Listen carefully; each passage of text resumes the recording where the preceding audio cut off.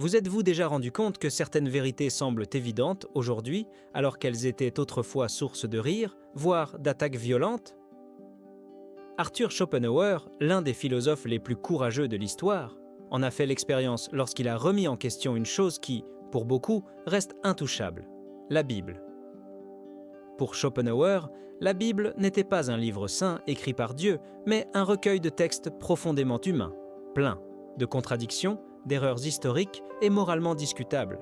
Et avant de penser qu'il s'agit là d'une énième critique vide de sens, il est important de comprendre pourquoi il a décidé de s'attaquer précisément à l'un des piliers de la culture occidentale.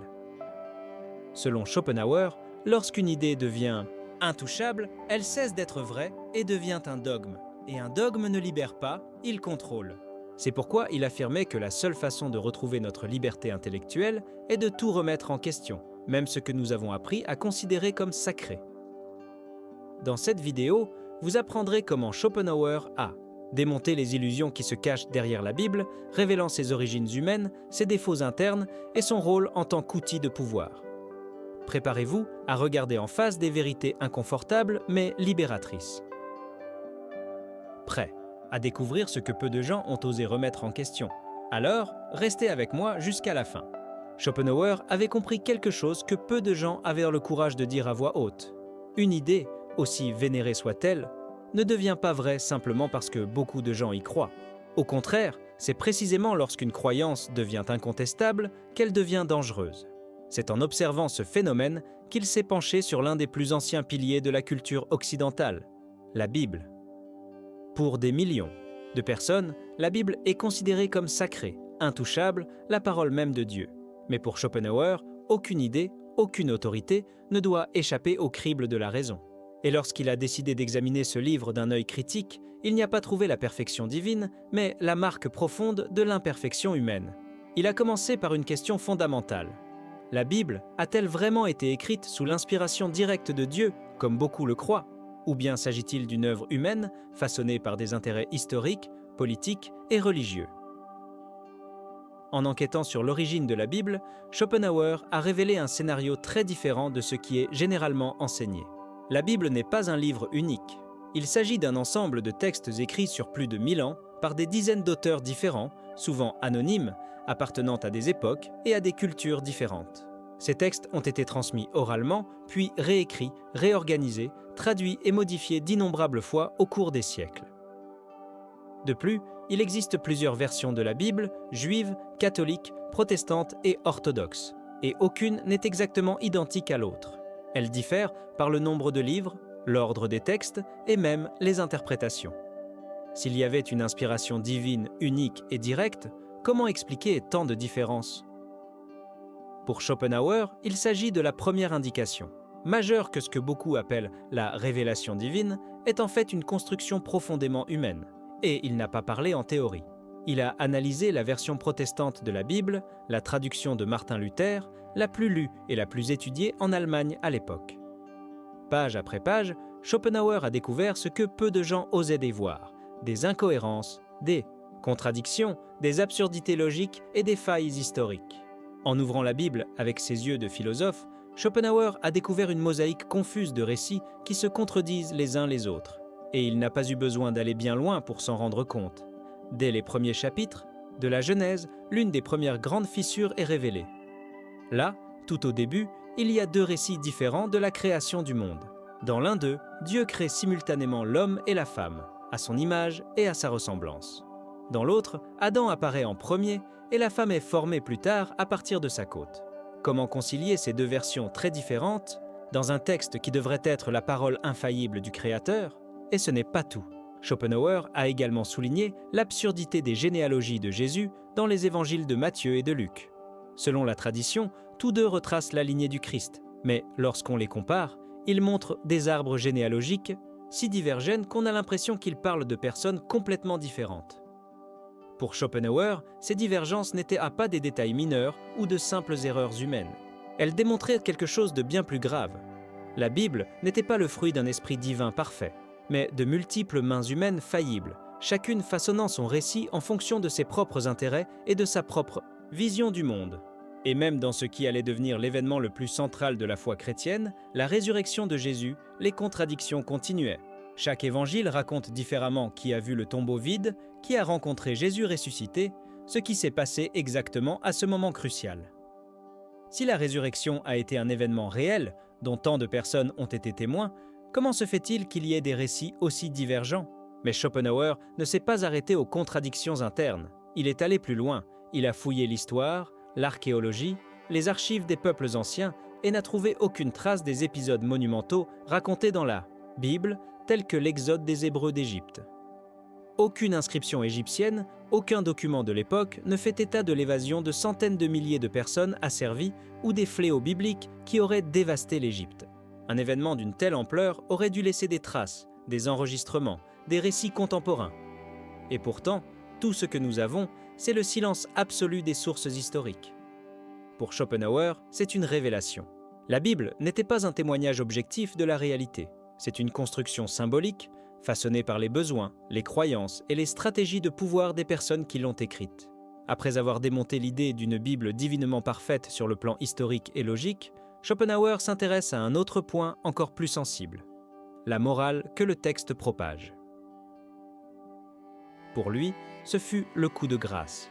Car si un livre prétend être un guide moral inspiré par un Dieu bienveillant, son message devrait refléter la compassion, la justice et l'élévation spirituelle à tous égards. Or, Schopenhauer a découvert quelque chose de tout à fait différent. Il ne s'agissait pas d'erreurs isolées, mais de toute une structure imprégnée de mandats de violence, de soumission et de peur. L'un des cas les plus choquants, qu'il ne manquait jamais de citer, était l'ordre divin d'exterminer les Amalécites, hommes, femmes, enfants et même animaux, dans une campagne de génocide sacré. Comment un Dieu d'amour peut-il ordonner quelque chose d'aussi brutal? Et les exemples s'accumulent. Dans plusieurs parties de la Bible, l'esclavage est non seulement accepté, mais réglementé. Il existe des règles claires sur la manière de posséder des esclaves, de les vendre et de les punir. Il n'y a pas de condamnation morale. Il n'y a pas d'appel à la libération. Il n'y a que la normalisation d'une pratique qui, d'un point de vue éthique, devrait être inacceptable. Pour Schopenhauer, c'est impardonnable. Et il ne s'arrête pas là. Il dénonce également la position d'infériorité imposée aux femmes dans la Bible, le silence obligatoire, la soumission à leur mari, la réaffirmation constante de leur position secondaire dans l'ordre de la création. Même s'il reconnaît que ses propres idées sur les femmes sont controversées pour nous, aujourd'hui, Schopenhauer a clairement vu l'hypocrisie d'une religion qui prêche l'amour et la justice, mais qui institutionnalise le mépris pour la moitié de l'humanité. Mais le coup le plus dur a peut-être été son diagnostic du fondement même de la morale chrétienne. Selon lui, la morale prônée par le christianisme n'est pas née de la compassion ou d'un véritable amour pour les autres. Elle découle de la peur du châtiment et de l'espoir d'une récompense. Les gens obéissent à Dieu non pas par vertu, mais pour se protéger, pour échapper à l'enfer ou gagner une place au paradis. Pour Schopenhauer, il ne s'agit pas là d'une véritable morale. C'était un marchandage spirituel. C'était une éthique superficielle qui éduquait à l'égoïsme et non à la transcendance. La véritable compassion, que Schopenhauer considérait comme la racine authentique de l'éthique, n'avait pas besoin du ciel ou de l'enfer. Elle naît de la simple reconnaissance de la souffrance d'autrui et du désir sincère de soulager cette douleur sans rien attendre en retour. Si jusqu'à présent Schopenhauer a exposé les failles historiques, les contradictions internes et les problèmes éthiques de la Bible, l'étape suivante était inévitable. Comprendre pourquoi un livre avec tant de points faibles continue d'être traité comme sacré. Pour lui, la réponse est loin d'être spirituelle et beaucoup plus proche de la politique. Schopenhauer a été l'un des premiers philosophes modernes à dire ouvertement que la religion organisée ne sert pas Dieu, mais le pouvoir. La structure du christianisme institutionnel, en particulier telle qu'elle s'est développée au cours du Moyen Âge et de l'ère moderne, a fonctionné comme une parfaite machine de contrôle. La foi était un instrument permettant de maintenir les masses dans l'obéissance, l'apaisement et la soumission à l'autorité. La promesse d'une récompense dans l'au-delà justifiait la souffrance dans le présent. La menace de l'enfer poussait les gens à se résigner à l'injustice, à l'oppression et aux abus, en croyant que tout cela faisait partie d'un plan plus grand et mystérieux. Pour Schopenhauer, ce n'était pas de la spiritualité, c'était de la manipulation. Il a rappelé que, pendant des siècles, la lecture de la Bible a été interdite dans les langues accessibles. Elle était conservée en latin afin que les gens ne puissent pas en comprendre le contenu par eux-mêmes et dépendaient toujours de l'interprétation officielle de l'Église. Les doutes étaient punis, la remise en question était persécutée, et ceux qui osaient penser par eux-mêmes finissaient comme Giordano Bruno ou Galilée, réduits au silence, emprisonnés ou brûlés vifs. Même les efforts de réforme, comme ceux de Luther, n'ont pas éliminé le problème, ils n'ont fait que diviser le monopole. L'émergence d'innombrables dénominations chrétiennes, chacune proclamant sa propre interprétation comme étant la seule correcte, était, pour Schopenhauer, une preuve supplémentaire que la religion organisée était un produit humain, et non une révélation divine. Après tout, si Dieu avait vraiment parlé, pourquoi son message aurait-il donné lieu à tant de voix contradictoires ? En fin de compte, ce qu'il a vu, c'est un jeu de pouvoir, sophistiqué, ancien et émotionnellement efficace. Le système religieux disait aux gens ce qu'il fallait penser, comment agir, ce qu'il fallait craindre et même ce qu'il fallait aimer. Et il le faisait avec l'autorité de quelqu'un qui prétendait parler au nom de Dieu. Mais Schopenhauer ne s'est pas contenté de souligner les défauts. Il a proposé une voie à suivre, une pensée libre, courageuse et sans compromis. Il savait qu'en abandonnant les certitudes religieuses, les êtres humains sont confrontés à l'abîme de l'existence. Et cet abîme est effrayant.